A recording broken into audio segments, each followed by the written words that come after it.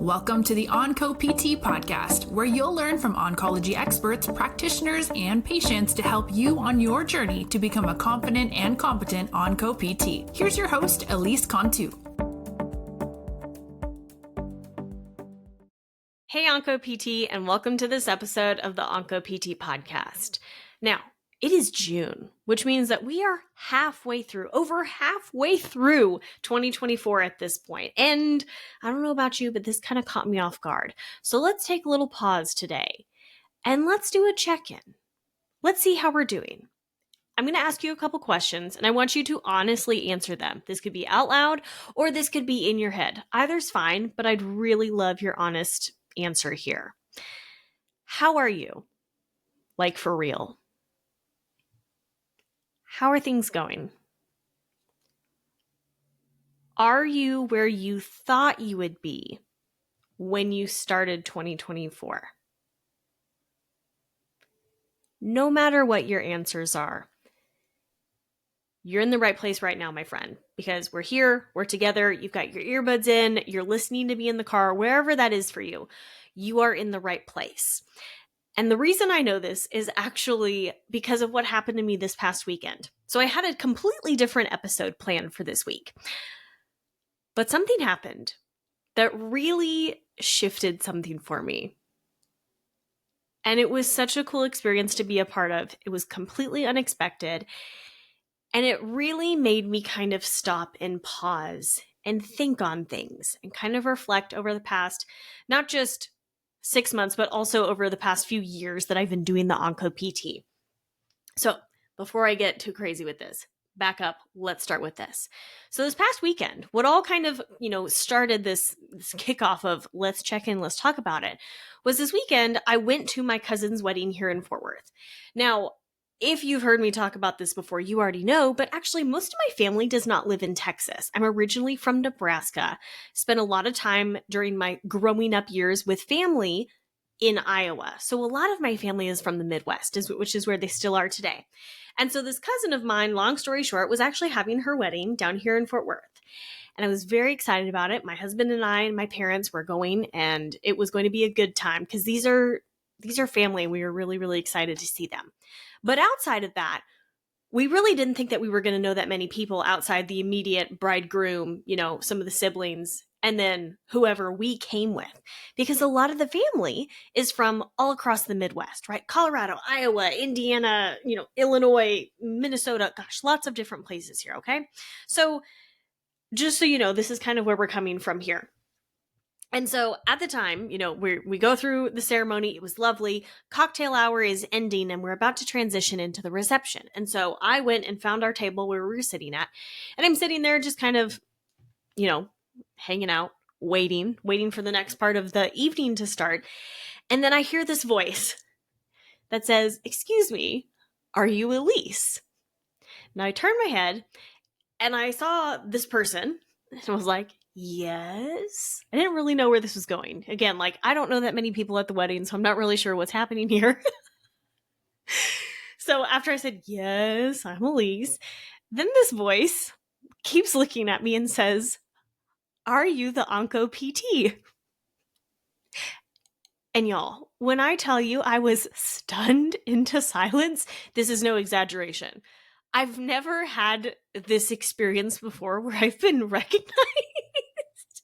It makes me feel so funny now talking about it on air. But there's a point to all of this, I pinky promise. But I've never had this experience. Anytime I've ever met some of you, it's always been within a conference setting or within, a very structured oncology rehab physical therapy setting. I've never been out in the wild, quote, and have met one of you before. So this was such a very, very cool and special experience.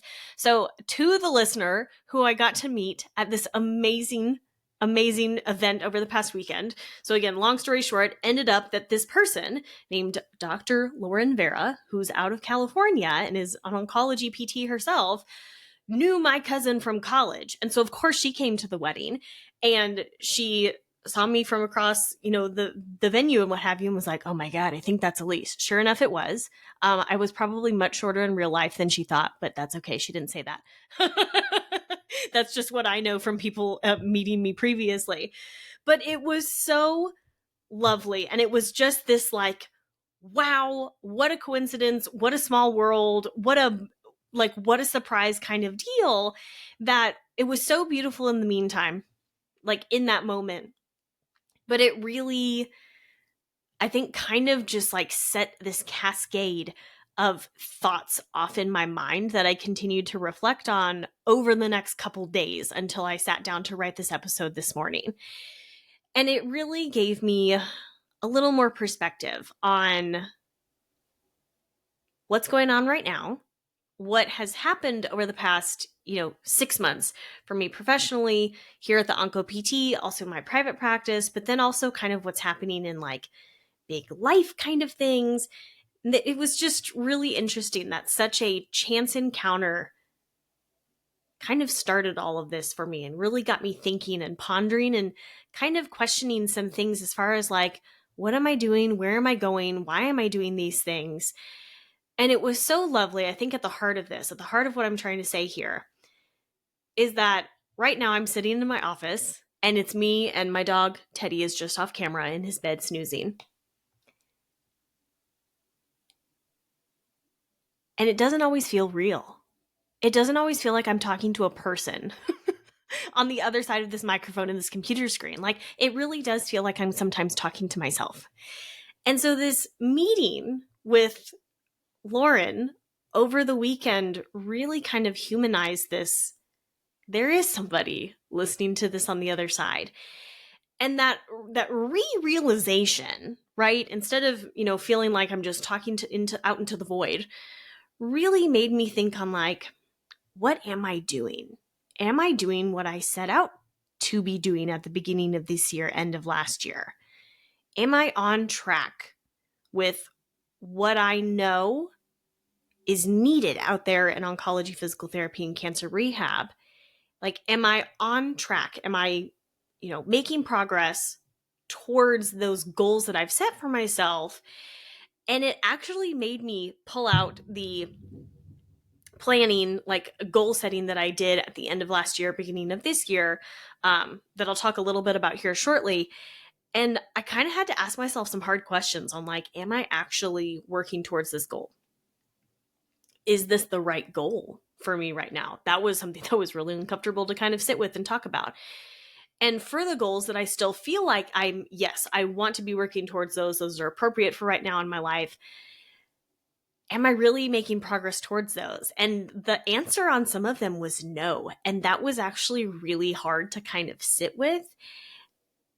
But I think that's really important. And so the reason that I bring this up is, first of all, thank you so much to Dr. Lauren Vera for introducing yourself at the wedding. It was so lovely to meet you. I really, really hope that I get the chance to encounter you again. I also hope that I get to meet each and every one of you who are listening to this podcast at some point, because it really is such a special place to be able to be here on the podcast and talk about the thing that I love probably most of all, which is oncology, physical therapy, with other people who love it just as much, if not more than I do. Like, what a privilege, what a blessing that is. And again, just a great way to kind of sit back and be like, am I really doing what I need to be doing right now? Which is exactly why I think a mid-year check-in is so appropriate right now. Again, we are over halfway through the year, and I kind of was feeling, basically until this last weekend, of like, I really feel stuck. I don't feel like I'm going to get anywhere for the rest of the year, which I know is super negative, but that's where I was. And I would wager that some of you might be also feeling that. So today, as part of our check-in, we're also going to be talking about how can we get out of this mentality of like, well, it's already halfway through the year. I'm stuck and I don't really know what to do. We are kicking that mentality to the curb, my friend, you and me together. Because there is still so much left in 2024. There's so much opportunity. There's so much time and there's so much space to grow. And I want that for the both of us. So we're going to take this in kind of a 4-step process in today's episode. I would really encourage you, as you're going through these different strategies and tips and kind of like mental exercises, make a note. And whether or not you are taking notes during this or just mentally, kind of taking note of what you're thinking, what you're, responding to these different questions, I'd really encourage you, don't let this episode be the end of this conversation. Keep this going because, again, while it's June, we're over halfway through June right now, there's still so much to do. And I know you have the capacity and the time and the energy for it if we really focus in on what's really, really important. So this first phase that we're going to go through is to pause. I know, right? We're revving up to pause instead of going here. But the reason that we're doing this is to reflect on 2024 so far. And I really want you to start with your wins, right? Let's start on a good note. Let's start on a positive vibe. No matter how big or small that these wins are, you have experienced some wins in your life already in 2024. Even though the year is not done, right? We are halfway through the year. There is still some really amazing stuff that you have made happen or helped make to happen. And we need to celebrate those. You need to acknowledge and celebrate your achievements so far, because this is crucial for really recognizing how much progress you have truly made. So first, this is kind of taking stock of what have we done so far? And it's easy to kind of gloss over some of this stuff of like, it's July or, almost July. It's June right now. Don't gloss over that. Really think right now in your mind. Again, you can say this out loud as you're driving. You can, keep this to yourself if you're listening on, earpods at the gym or something or over your lunch break. What is a win that you have had so far? What is a win that you have contributed to in your own life, whether that's professionally, whether that's personally? Like, what is that? By acknowledging this, by celebrating it out loud, or again, very consciously calling it into your mind, we are acknowledging the work that went into that, which helps you also maintain that motivation and momentum to keep working on and working towards your goals, especially when things get tough throughout the year. Again, it's not if things get tough, it's when they get tough, which we know very, very well in physical therapy. And with that, now that we've acknowledged our high, we don't get to just brush our lows underneath the rug, right? These challenges that you encounter and the lessons you learn along the way help to make you a better oncology physical therapist. And in fact, I think that the lessons learned from these challenges, these obstacles, these barriers along the way ultimately lead to the wins. And they make these wins all the better, all the sweeter, that sweet taste of victory when you finally cross that finish line, reach that goal, whatever that is for you. I think the lows really make the highs that much higher. And it's easy to say this from someone who's been doing a little more like conscious reflecting lately. I don't have this completely figured out, but I'm working on it. It is really easy for me to say, oh, look at all these amazing things and these lessons you learned along the way. It can be really hard to feel that way when you are in the midst of it. I totally get that, friend. You probably will not feel like, wow, what a great lesson. I'm so glad I went through that challenge. You may not feel that ever, right? But it is going to take you time to take a step back, or maybe 10 steps. Maybe you need a lot more space than that to really appreciate the growth and the clarity that you've gained from this lesson or this challenge that you've encountered along the way. And while it can sometimes be extremely painful at the start, these experiences are really valuable opportunities for growth, which can also help you refine the goals and strategies that you implement for the rest of 2024. So it would be really easy for me to sit here and be like, oh, hypothetically, here's what this is. Let me take you behind the scenes and let me actually share one of those really hard lessons that I have learned over the past 7-8 months at this point. So, end of 2023, I was actually making some major moves in my private practice where I was going to be moving in to this space where I would be the designated oncology rehab provider for a very significant population of oncology patients here in Fort Worth. It was an amazing opportunity. I was really looking forward to it. Like, it was actually kind of this next phase of like my dream career for myself. I was very, very excited about it. I was in meetings with this group to try and make this happen. And it all came down to negotiation. And we had a bunch of terms and conditions that we had gone back and forth on. We had lawyers going back and forth on to make sure that we were both coming to this agreement with the absolute, like, yes, this is the right decision, whatever. And it literally came down to some like 3 terms in this contract. And God bless her, she is worth her weight in gold. This is not an ad. But Gwen Simons is a lawyer and a physical therapist who specializes in this, who does nothing but PT contracts all day, every day.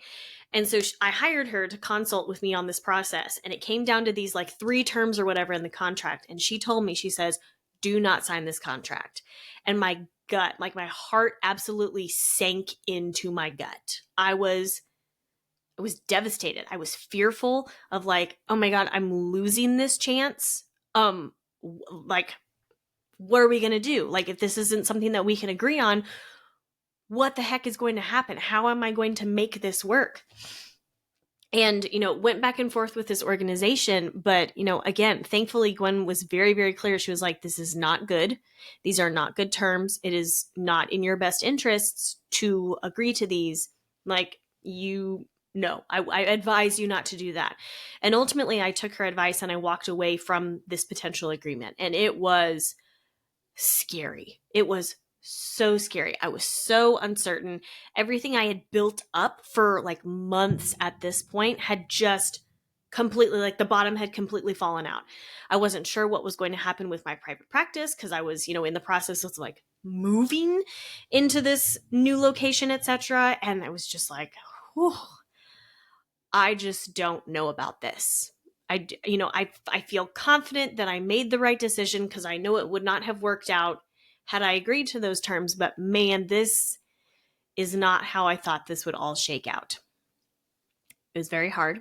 It was very frustrating. It was very like, I kind of felt, if I'm going to be completely honest, I kind of felt like I was back at square one when I left my corporate physical therapy job way back in 2020.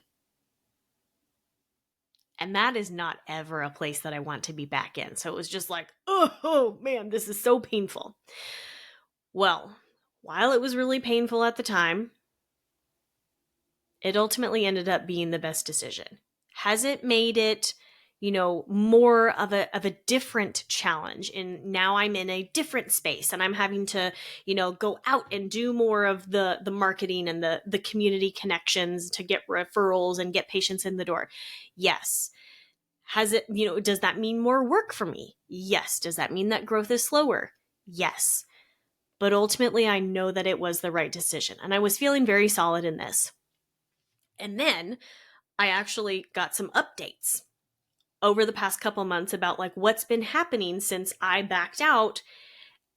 And the answer is I made the absolute best decision for me because I know absolutely in my heart of hearts now that if I had agreed to that contract way back at the end of 2023, my life would be miserable right now. And that is not a place that I want to ever be again when it comes to patient care because it was awful. Could I have appreciated way back at the end of 2023 that like, oh, it's all going to work out? No, I was not there. And even then, I'm not in this happy like, oh, rainbows and unicorns, like everything's taken care of. It's perfect. No, I'm still working really hard to make things happen. But I have the gift now of time and a little more information to realize like that really was the best decision for me at that time. And again, major props. Not an ad, not an affiliate. If you ever need any kind of legal advice in the physical therapy realm, especially when it comes to contracts like that, Gwen Simons, all day, every day, I will sing her praises. Amazing. I'll link that in the blog post for this episode. But again, highly, highly recommend. So anyways, the big takeaway from this is that one of the big lessons I've learned over the past 6 years as a physical therapist is that I need to be abundantly clear on my boundaries. And this incident that I'm talking about where it was like, oh, I'm going to move into this space. Nope, I'm not going to move into this space. This was the first time professionally that I think I have been very, very clear on my boundaries and walked away from something when this crossed my boundaries. Because that is not something I have been good at in the past. In fact, I've been very bad at it. And so this lesson of now that I have enforced boundaries and I have seen that, wow, this actually really was for my best, highest self, it's been kind of cool to see that side of things. And so I would really, really encourage you as you're reflecting on what, pausing and reflecting on 2024 so far, what have been the wins that you've had, but also don't neglect on the lessons that you've learned. Again, it might be early. Maybe you're still, kind of processing lessons from end of 2023, like myself over here. But what are those things? And that can really help to kind of put perspective on what's been going on so far, especially as we move into the next phase of what we're talking about, which is to reassess. And this is where we are revisiting your goals and priorities that you outlined and set for yourself moving into 2024. So now that you reflected on the wins and the lessons and the challenges, it's time to revisit the goals, New Year's resolutions, and priorities that you set at the beginning of the year.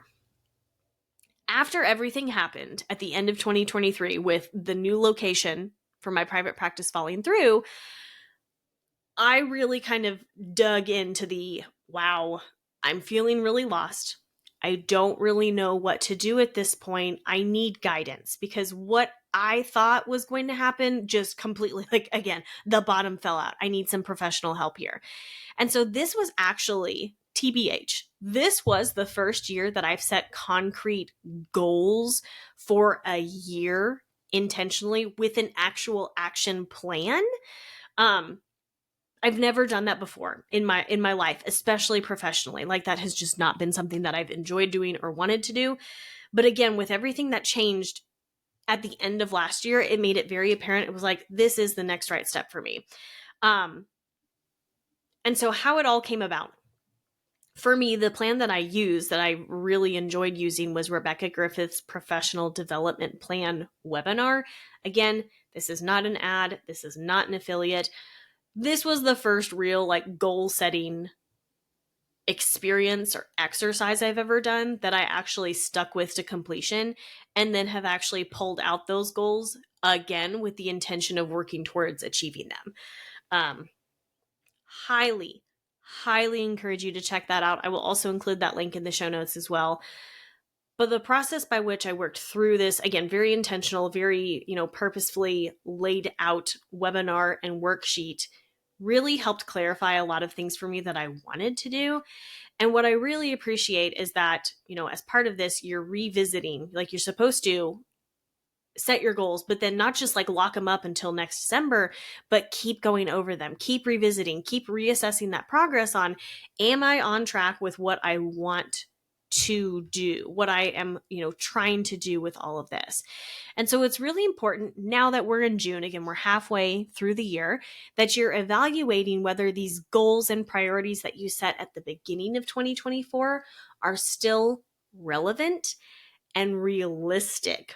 Ooh, important word there, for your current situation, right? What are the current circumstances that you are dealing with?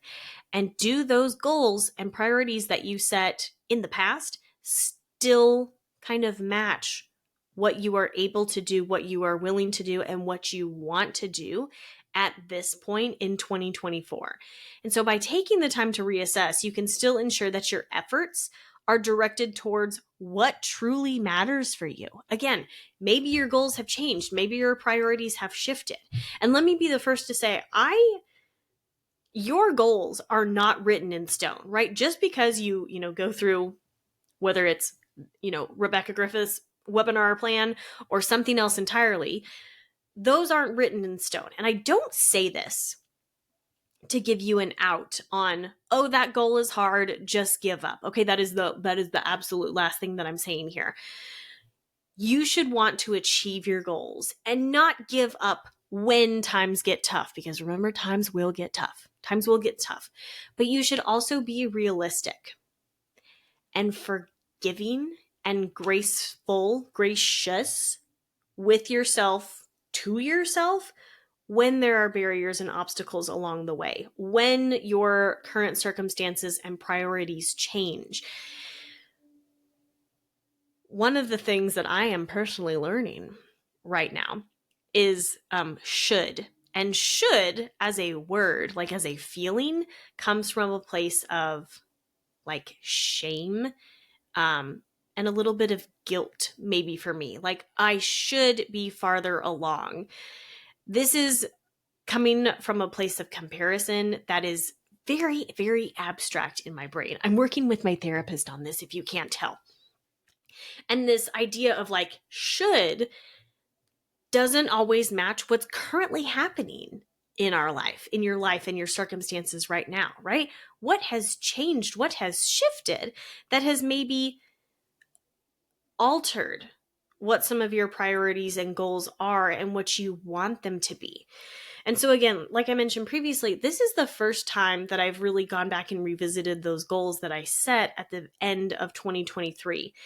And some of the goals that I set then don't actually align with what I'm working towards right now in 2024.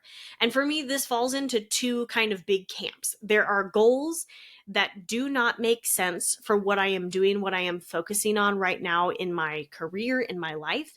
And I'm probably going to sunset those goals, or at least maybe put them on pause for now. And then I'll revisit them maybe later this year, or maybe even next year or beyond. There's also, so the other side of things, there's also some goals that I very much want to work towards and I want to accomplish, and I am not taking the steps that are going to help me actually achieve that goal. So this reflection that I've been doing has really kind of enabled me to ask the hard questions of like, am I actually on track for these goals?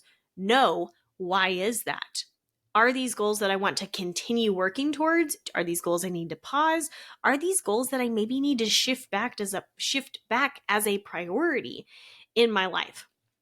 So stay tuned. I am actively working on that right now, even as I'm recording this podcast episode and releasing it. But it's really important that we reassess, right? Revisit those goals, revisit those priorities so that you can then get ready for this next phase, which is our get set, our get ready, right?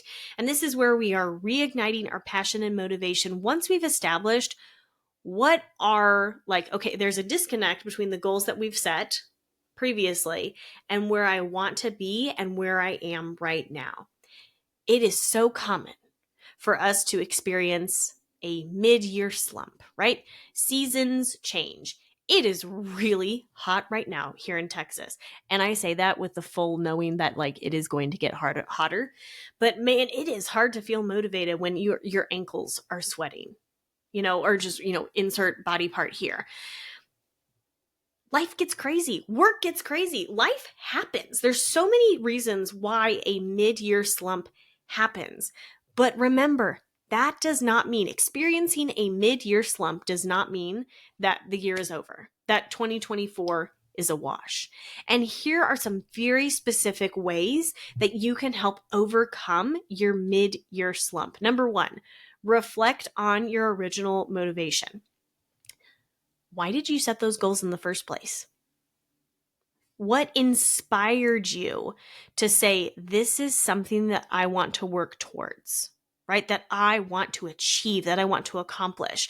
What were you hoping would happen by achieving that goal, right? Whatever that is.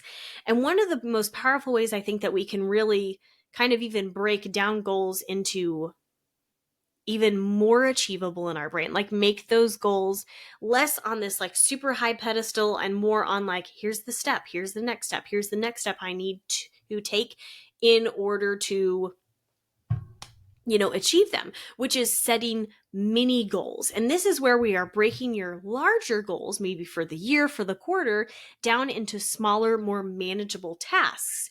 And so this is going to make them less daunting and allow you to experience more frequent wins. And remember, like we talked about earlier, this is going to help you stay motivated and on the path towards achieving that larger goal that you have.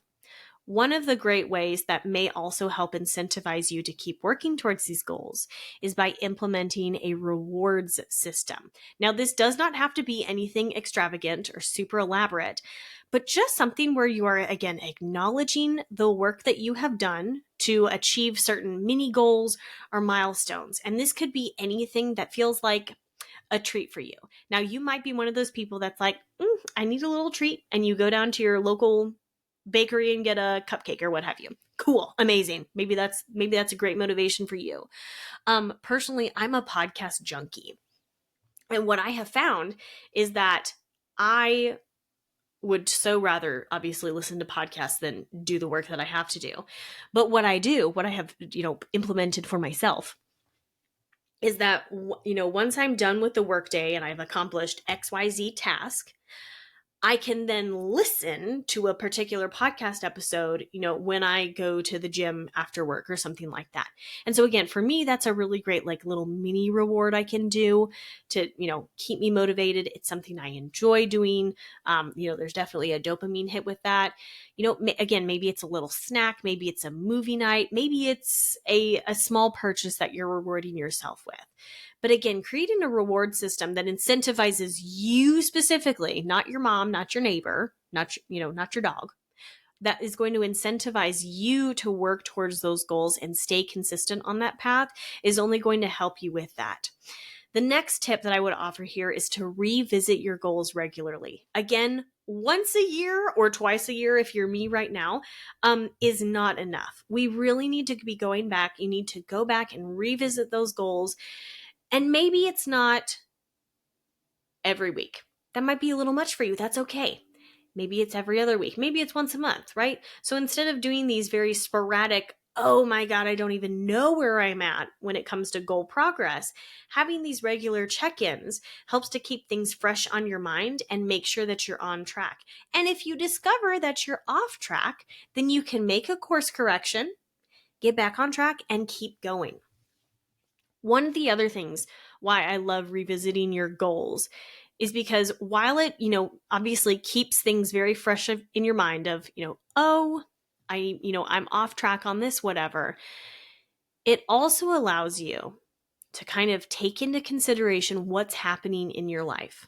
What is going on at work? What is happening with your family, your friends, your community, what have you, other things that you're involved with, to then say, you know what, I've got a lot happening right now. I need to adjust. And this is part of being flexible. You have to be flexible. And I would add the next kind of verb or adverb on this, would be to be gracious. Have grace with yourself. Be willing to adapt if circumstances change so that you can still navigate through these obstacles without losing sight of your overall goals or objectives, while also not beating yourself up in the process. I think flexibility as a trait in this capacity, not necessarily my pectoralis flexibility, but having flexibility and grace. You have to have both. You can't have one. You cannot have flexibility and still expect to be working towards your goals and be happy working towards your goals and happy when you eventually achieve your goals, unless you have grace for when you need to be flexible. Say, it is okay. It is okay that I'm having to make some adjustments. Even though this isn't how I want things to go, I'm still making progress towards my goals. Other ways that you can really help motivate yourself as you're going through this, maybe through visualization exercises or journaling, right? Where you're imagining what is going to happen once I achieve this goal, once I accomplish this milestone that I've, set out for myself. And this can also help you not just, with the end in mind, but also the progress along the way, right? So what does it feel like? What does it look like? How will I feel? What is it going to look like when I am, working through these goals? How am I going to feel? How is my life going to look as I'm working through this? And then also, of course, what is it going to look like, feel like once I finish that goal? And again, if you're a very visual person, this could be really helpful. If you're someone who kind of needs to process more, like maybe a little kinesthetic pen to paper here. Journaling could be very helpful here. Another thing that I've really enjoyed doing is creating a vision board. So for me, actually on my desktop computer, I'm looking to it just off screen right now. That's where I do most of my work. And I have for a few years, I have put screenshots or different images that I've saved of these big goals that I have on the back of my computer screen.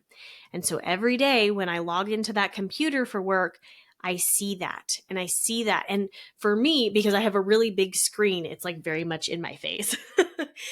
And I can see the detail of, so I'll give you the spoiler here.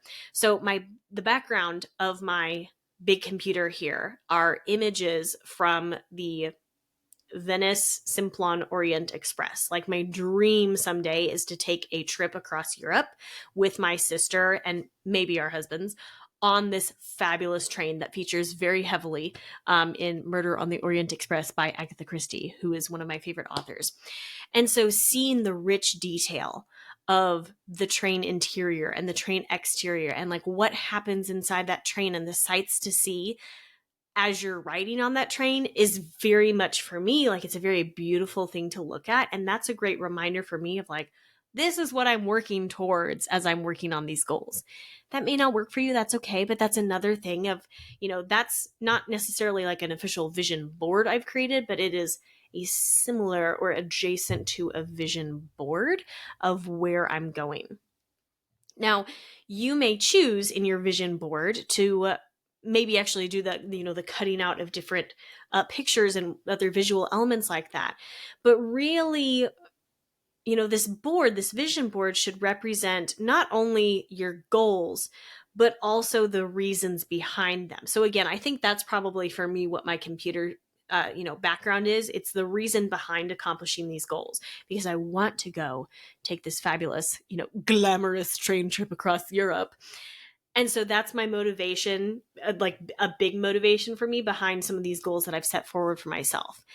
Another thing that I have traditionally not done, and this has probably been to my hindrance more than anything, is to talk about goals. I'm going to be honest, this podcast episode is probably the first time that I have verbalized some of those goals out loud. Not just like on the podcast, but in general. I tend to be a very secretive person in that. Not because it's really a secret, because sometimes I think I'm embarrassed or I'm like, oh, that's silly, like, ooh, whatever. No, that is so silly that we do that to ourselves. And I really, really hope that you don't do that to yourself. And if you do, stop that right now. We're not doing that anymore, okay? I want you to share your goals and the reasons behind your goals with others. Who are some important people in your life? Your friends, maybe a partner. Who is somebody that you can share your aspirations with? And this is going to help reinforce your commitment and maybe also provide an additional source of encouragement and support as you are working towards those goals. So we're going to take a pause real quick here. Action item for today. I know we're not done with the episode, but action item for today. I want you to message me on Instagram, and I want you to tell me what is a goal that you are working towards in 2024. So message me, TheOncoPT, on Instagram, and let me know what is a goal that you are working towards.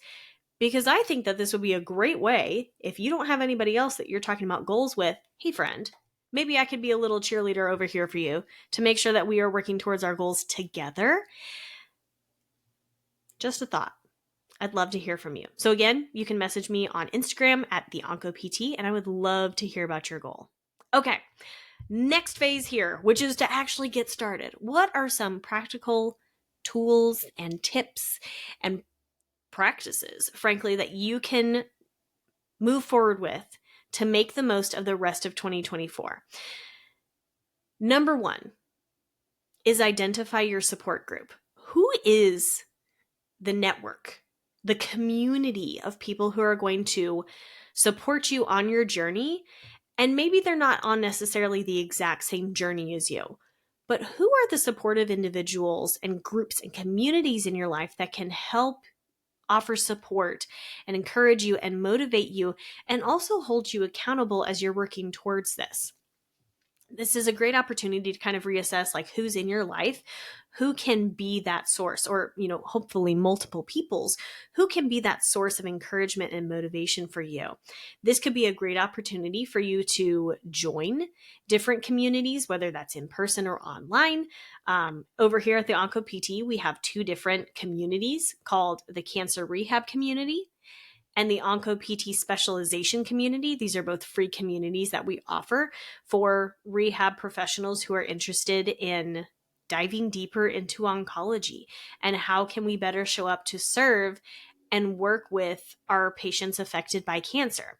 So I've included the links to both of those in the show notes here. You can find the Cancer Rehab Community at theoncopt.com/community.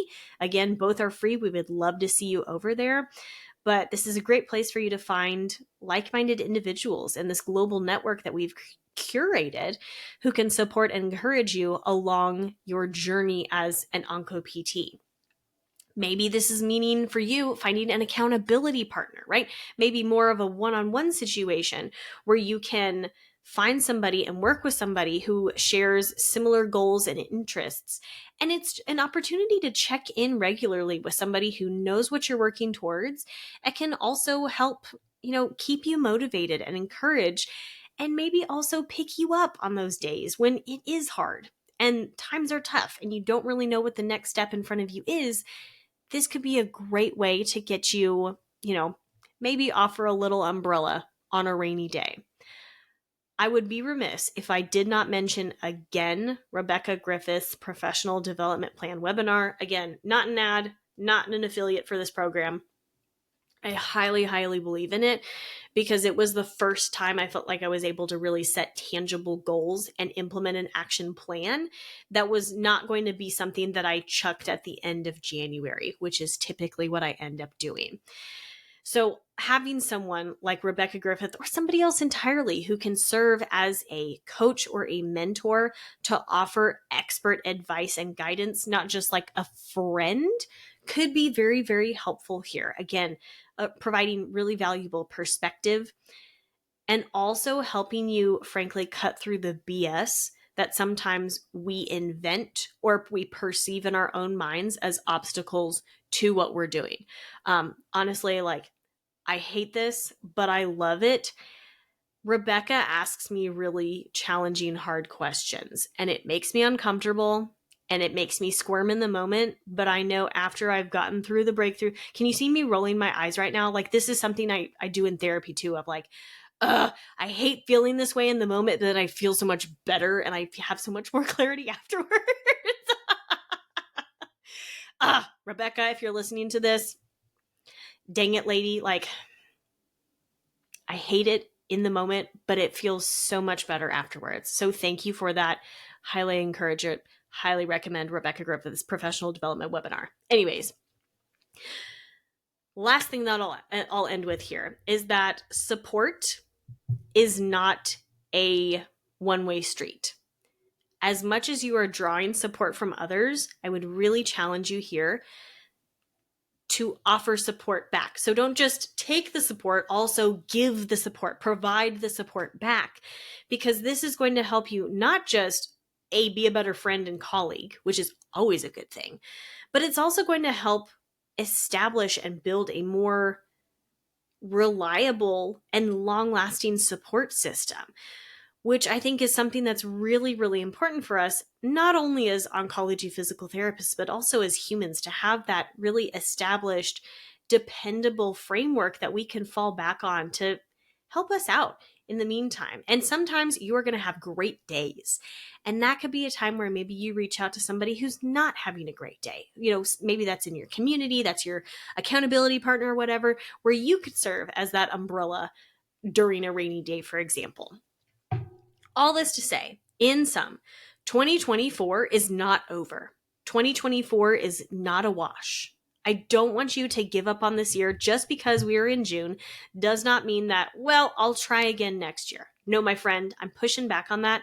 And I really, really want you to push yourself because there is still lots of time to set, to update, and to achieve your goals in 2024. And by revisiting your goals and priorities that you set previously, at the beginning of this year, at the end of last year, you can still implement strategies that we've covered today and more to take meaningful steps towards your goals. And so as part of being transparent and showing that I am doing this work and I want you to do this work too, we are in this together, my friend, I'm going to share a goal that I have previously not shared, except for, I think, with like 2 other people at this point. And a goal that I have for 2024 is that I want there to be 250 therapists attending the Cancer Rehab Community Conference 2024, which takes place November 8th through the 9th of 2024.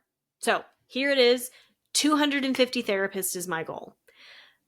And I'm really, really excited about it. It's a really challenging goal, but I also know that we can do it.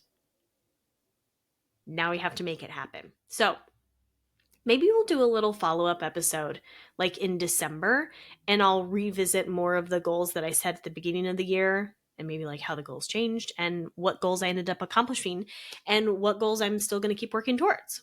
I'm planning this out loud as I speak right now. Okay, anyways. So I want to hear your goals, friend. As I mentioned previously in this episode, I want you to message me on Instagram at TheOncoPT and tell me a goal, just a goal that you are working towards for this year. It does not have to be anything grandiose, right? Maybe it's 250 therapists at the Cancer Rehab Community Conference 2024. Maybe it's something different entirely. Maybe it's a professional goal. Maybe it's a personal goal. But what goal are you working towards and you are recommitting yourself to as of today in June 2024? Let me know. Message me on Instagram at TheOncoPT. And if you've already done that, if you already did the action step earlier in this episode, I would really love it if you would share this episode with an OncoPT bestie who needs some encouragement today. Until next time, this is Elise with the OncoPT. And remember, you are exactly the physical therapist that your patients with cancer need. So let's get to work. Thank you so much for listening to this episode of the OncoPT podcast. If you'd like to help support the podcast, please share it with others, leave a rating and review, or support us on Patreon.